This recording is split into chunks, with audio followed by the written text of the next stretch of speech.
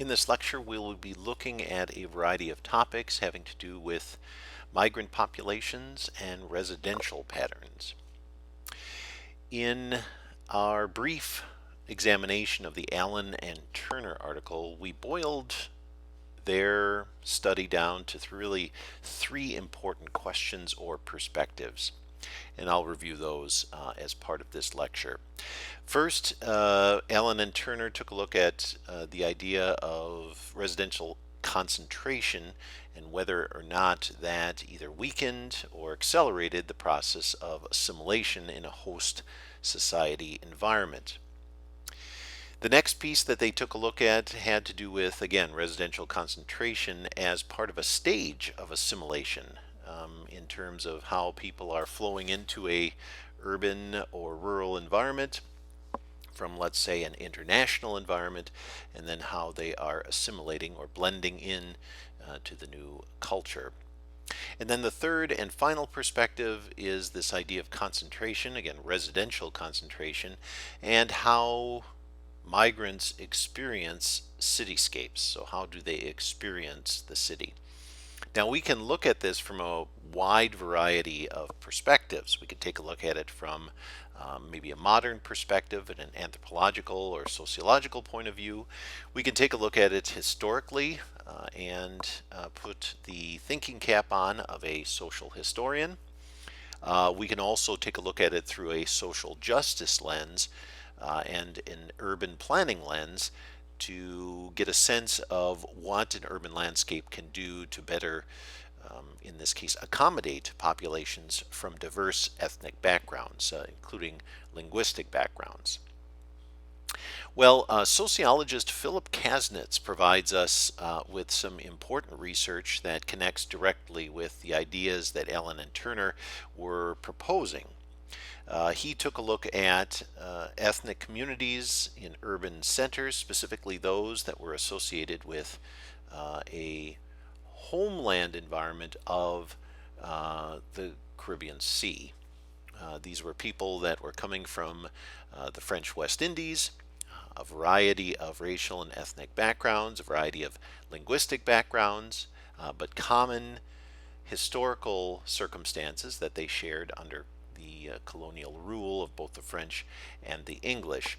They were coming to New York, and Kasnitz was taking a look at how they resided in New York and how they experienced the hostland environment. So, leaving one's homeland, moving to a host land. And this was, again, or these were populations that were to permanently relocate. There was not an understanding that once they achieved economic or social stability, that they would return home.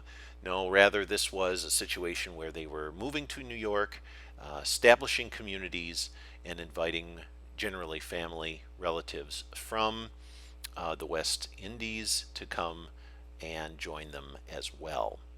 So they became part of that pluralistic, diverse environment, which again is typified by New York historically and even New York in our modern age.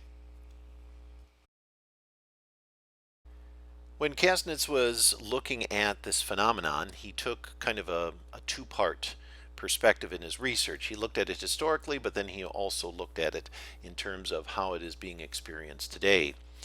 What he recognized was that there were three historical waves of West Indian migration into the New York area, and it spanned a time period of 1900 to just at the time of his research. That's kind of where the cutoff point was, but it continues today.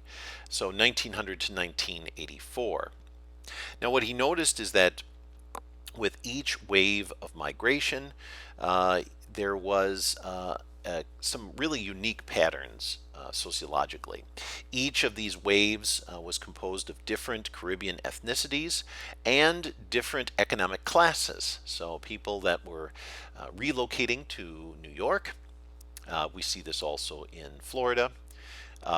Basically, they were being, or they were, in a sense, coming from a wide variety of Caribbean social environments and economic environments.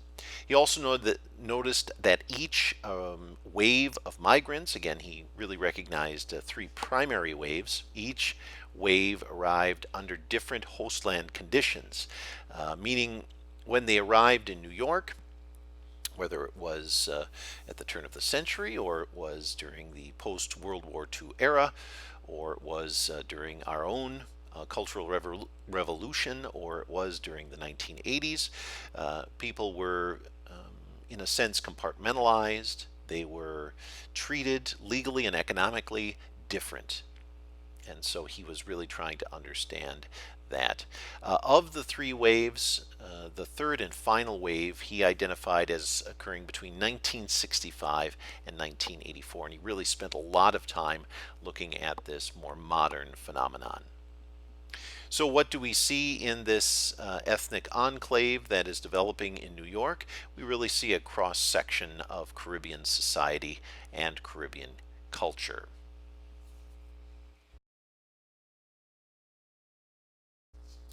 So the next thing that Kasnitz does is he looks at, in this case, this Caribbean example as a kind of global migration pattern and one that can be applied to a wide variety of ethnic groups that are, and racial groups that are moving from a homeland to a hostland environment.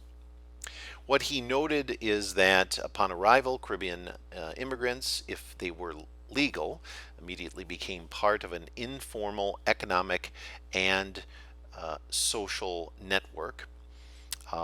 And those that were without papers, those that were arriving illegally, were also made part of this, but were kind of existing below ground. They were not as visible to the New York municipality and many of the neighborhoods as well. Once legal or illegal migrants, and the legal migrants appeared to be more numerous, once they achieved a residential status or legal status, they then facilitated the immigration of other community members as well. So there was this kind of constant generational migration that he was witnessing. That third wave that he really focused on after the early 1960s, that third wave of Caribbean migrants contributed to quite a bit of migration, and they very much catalyzed this idea of having kin and kin ties, ties back home, along which individuals would then continue to migrate. They also maintained pretty strong ties back home as well. So Kasnitz really recognized this third wave as being a kind of a typical global diaspora.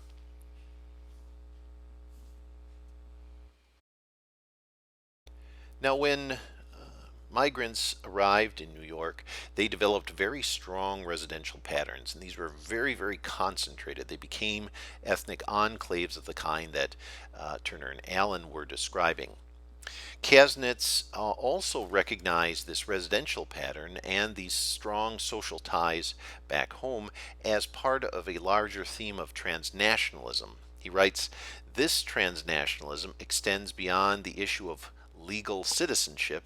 It is reflected in cultural attitudes as well. So it was very holistic in nature. Basically, what we were seeing is we were seeing the establishment of a new Caribbean host land identity, or a diaspora kind of identity. And it really meets a lot of the criteria historically and sociologically of what a diaspora is in a kind of a global phenomenon. Another piece that he noticed was that, especially in this third migrant group, there was a kind of negotiation that occurred regarding racial and ethnic identity, and more importantly, racial identity. On the surface, people appeared to be African American. Generally, if you've traveled to the Caribbean environment, there's a variety of nation states, island nation states that surround the Caribbean Sea and the West Indies. What you notice is that a lot of people phenotypically would be classified or categorized as of African descent in some way, shape, or form. And this would be reflected in skin color and other traditions, including languages and customs. What he was finding is that when members of the Caribbean environment were translocating to, in this case, New York, they were being conceptualized by a wide variety of populations, communities, even municipalities within the New York City proper as being African or African American. And they were having to negotiate this. In a sense, they were negotiating a new identity. And some would embrace the idea of being black, and others would reject that identity and consider themselves to be, in this case, Caribbean, or they would associate themselves with their country of origin. So this was very, very interesting because, again, it ties into this notion of how we and others, in a sense, negotiate our identities and generally why we do that. Are we doing it for political interests? Are we doing it for economic interests or for economic reasons? And what we were finding, at least in terms of the Kasnitz example, is that immigrants after 1965 would embrace themselves as being ethnically Caribbean, but they would also connect very strongly with Harlem. They would connect very strongly with traditional African American ethnic enclaves and racial enclaves within the city. However, their political landscape was very much Caribbean as opposed to African American. Yet their economic status and economic issues that were important to them were in this case more African American. So again, it's a very interesting example of how communities will negotiate their identities in a variety of ways and for a variety of reasons. And this is not just a phenomenon that we see associated with Caribbean populations along the East Coast. This is something that we see occurring really in most, if not all, migrant populations that arrive in the United States and historically are arriving in the United States in a kind of a post-World War II era. Now, there were a variety of important ethnic institutions, as Philip Kasnitz calls them, that played roles or played a role in this process of identity and negotiation. For example, the idea of education. Many of the schools would express themselves as being bilingual. Many of the traditions associated with Carnival and other important Caribbean traditions and really Caribbean and French traditions were also being celebrated in a variety of contexts, and education was one of them. Neighborhoods would reflect this as well. There were also ethnically based communication systems, and what I mean by that is there was a real free press movement in the 1960s and 1970s in urban landscapes such as New York. There was a West Indian press, a very well-known magazine entitled Everyone's Magazine, really took off in the 1970s and became a voice for this ethnic enclave. And so people really connected to that, and you would see community businesses, community members actively connecting to those press resources or those lines of communication, and that would be something that would again help to bind people together and in a sense establish community in this residential pattern, which was again very concentrated and really fit that idea of an ethnic enclave.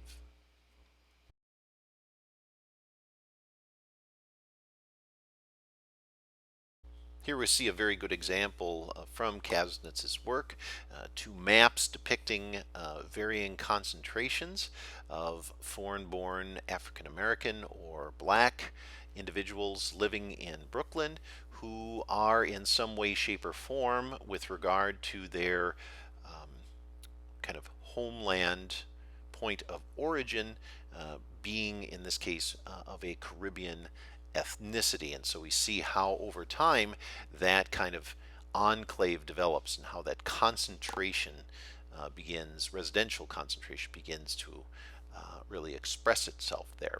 And you may have experienced rather this process as well in your own travels. You may have traveled to an urban environment where you see a particular language that is not necessarily the primary language of the country that you're in, uh, being expressed in storefronts and even in road signs and things like that.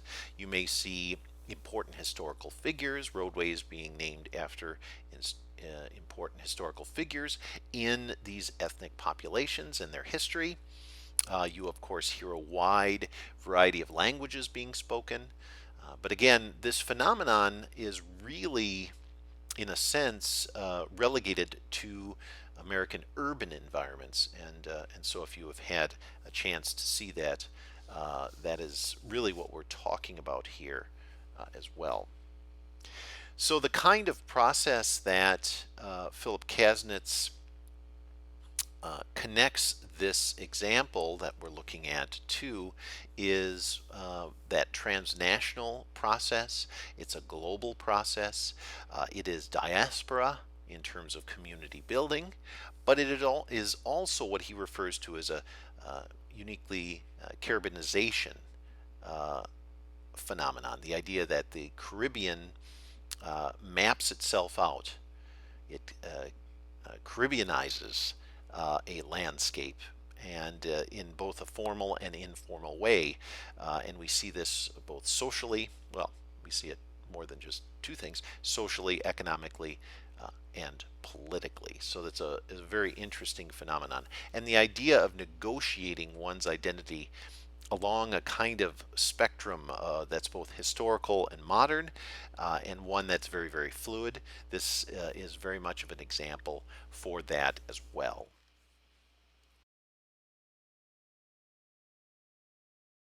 So, what do we connect this Kasnitz example, this Caribbean example, to with regard to the primer that is at the center of our look at ethnicity and race and this larger topic of social change and institutional racism? Well, it really fits into two areas that Better will touch upon in the first chapter of her primer. Again, we're looking at the slightly dated second edition of the primer as part of this lecture series, but she is looking at the idea of racial bias, internal to a community, but then also external as well. And she is looking at how, on a national, social, or societal, and communal level, people are negotiating their ethnicity and their race. And so the ideologies that are at work inside of the community and outside of the community that are formulating these identities become very, very important for us as sociologists to understand the mechanisms, many of which are institutionalized in the community or outside of the community, institutionalized again, in terms of how things like perspective are being established. So the idea of a kind of internal colonialism or internal colonial theory or neo-colonialism, these are things that can very much be applied to a phenomenon like we see with Caribbean New York.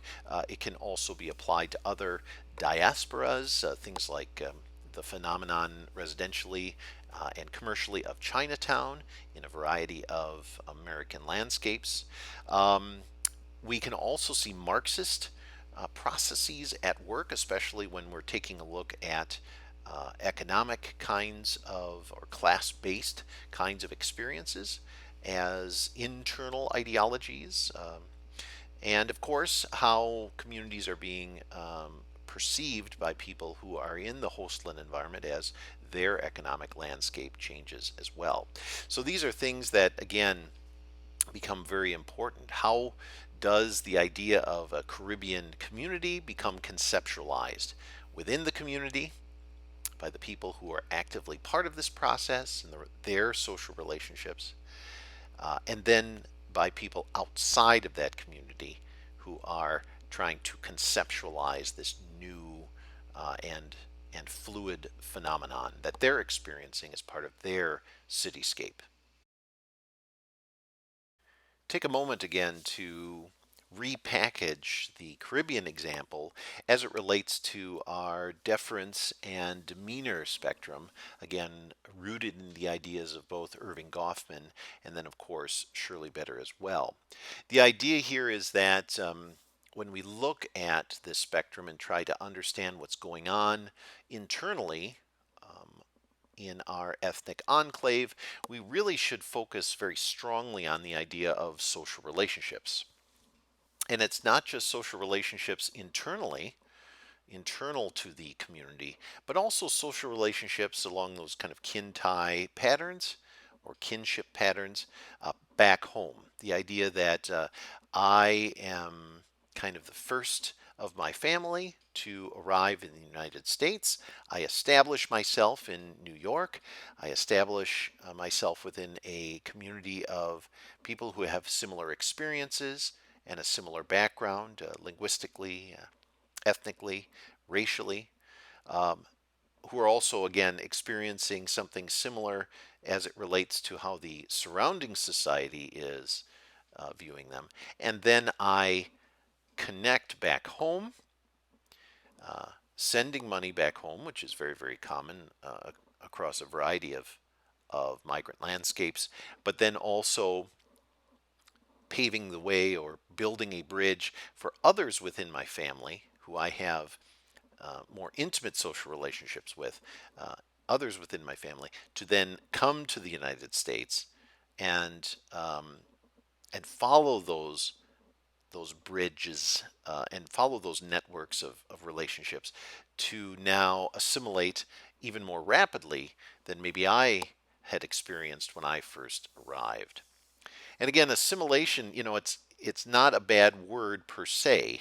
If it's forced assimilation, of course, anything forced as it relates to change can be seen in a very negative light. But the idea here is we're using the term assimilation more in the sense of how an individual, a group, or a community in a new social environment are bonding or binding themselves to that social environment, how they're connecting to it, and the degree to which they're making a connection that allows them to coexist with it or blend into it completely.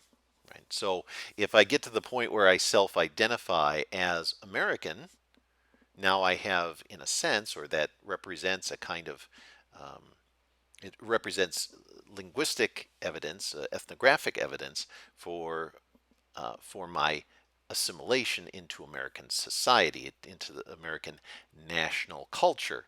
Whereas if I never really identify that way, or I don't connect um, my American environment to my ethnicity or to even my race, now I am, in a sense, communicating the notion that I am very much not assimilated or I am not fully assimilated into that community. So that's kind of how we're looking at that. And again, self identity and language associated with that, that's just one example. But the idea here is that, you know, I am connecting to my new host land environment. And as sociologists, we want to understand, again, on a group or community level, how, to what degree you and others are connecting to that new society, that new landscape, that host land environment.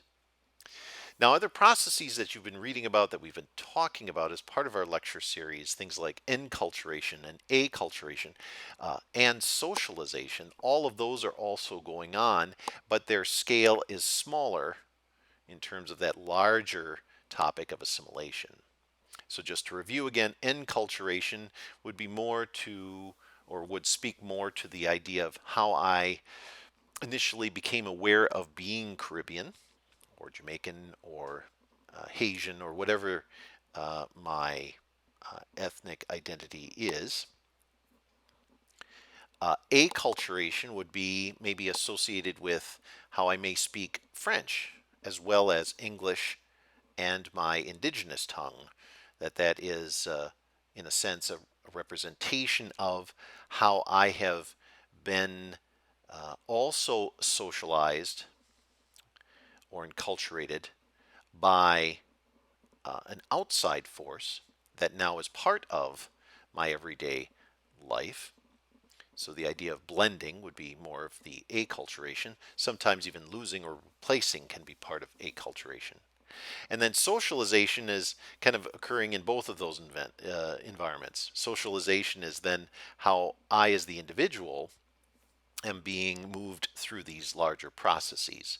The kinds of things that my mother or father might say to me, or how I learned the language, and then both in maybe in a formal and informal way, and who is teaching that, and what other messages came along with that. And that's also going on. And then those are all occurring both in a homeland environment in and around the Caribbean Sea, and then in a new hostland environment, those are also occurring. Again, to what degree are they occurring and to what degree are they communicating, in this case, American national culture and Caribbean national culture?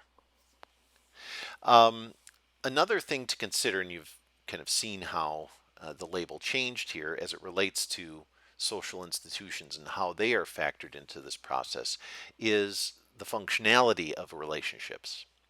So, as I am interacting with this ethnic enclave, as I am developing different kinds of relationships, social and otherwise, what is the functionality of those relationships? And are they meeting the needs of myself and the community that I am a part of?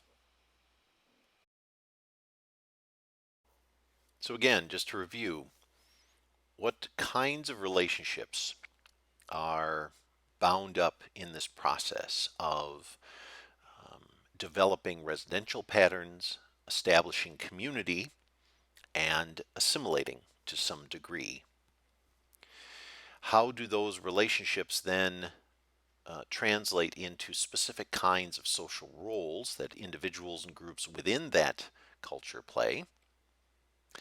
And then what is their functionality? So, do those new roles, do those new relationships, and the network of relationships that exists between the hostland and homeland, are those functioning in a way that serves the individual, the group, and the community? And it's in this kind of process or in these processes that we see the idea of negotiating your ethnicity, your race, your identity in general, how that is occurring, and then how you are experiencing your new hostland environment. So, just to review from a previous lecture, what is a social institution? How does a sociologist look at this structural societal phenomenon? Well, in a sense, a social institution houses those social relationships that I've been talking about. It defines their nature, it defines their purpose. Social institutions can be tangible in the sense of a community press or in terms of a school or an activity center or community center. But they can also be more psychological. They can be less tangible in the sense that they are what bind people together and they may not be directly visible. However, they can be measured in a variety of ways.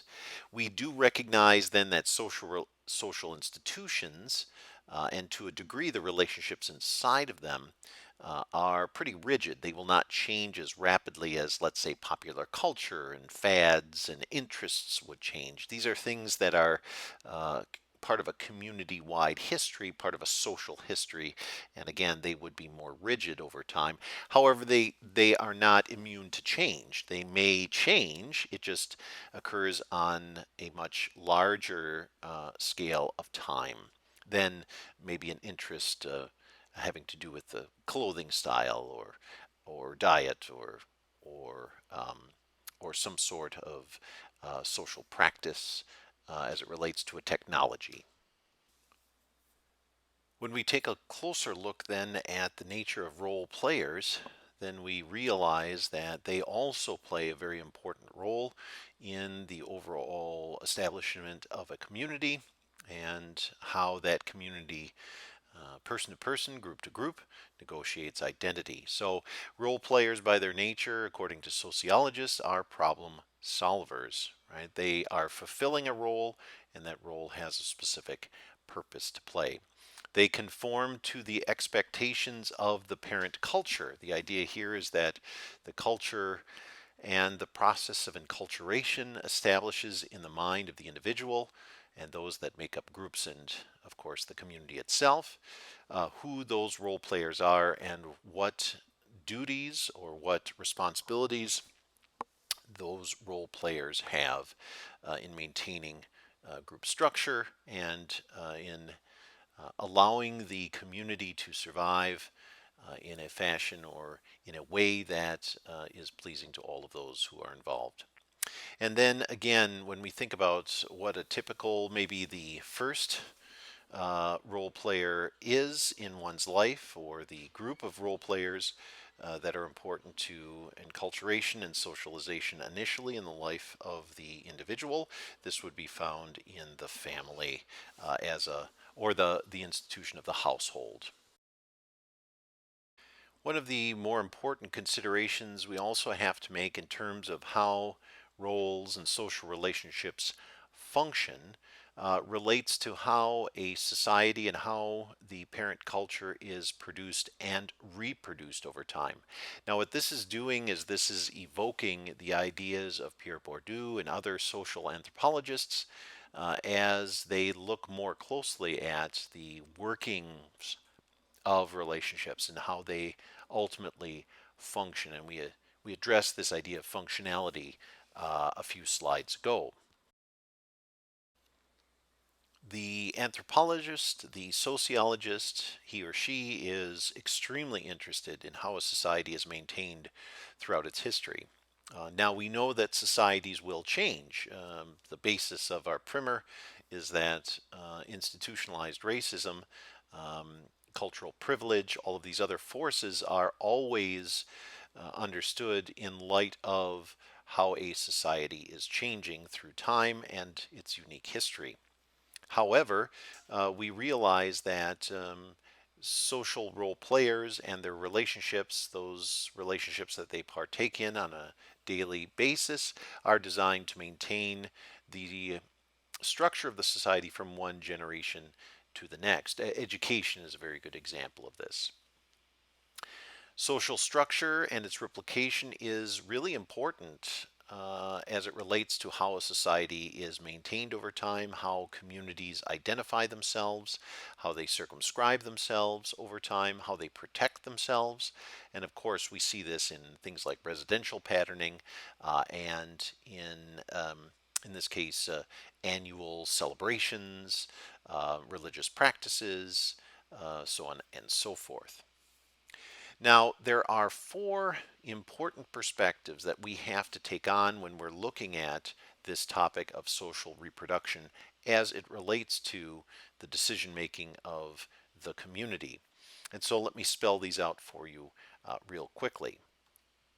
First, or the first kind of perspective that we have to take, is that the most important quality of a social action is the reproduction of the culture, or how it aids in the reproduction of the culture.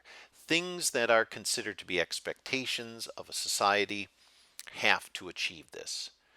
When we're looking at why people do the things they do, how they negotiate their identities, all of this is done in some way, shape, or form as it relates to the reproduction of the culture. Number two, we have to know that social structures systematically organize or contain the social relationships that are part of those actions. So, how people relate to one another, how they network with one another, this is, and the actions that kind of come out of that process of networking. This is maintaining the cohesiveness of the community, its social structures, and then, of course, it's reproducing the culture.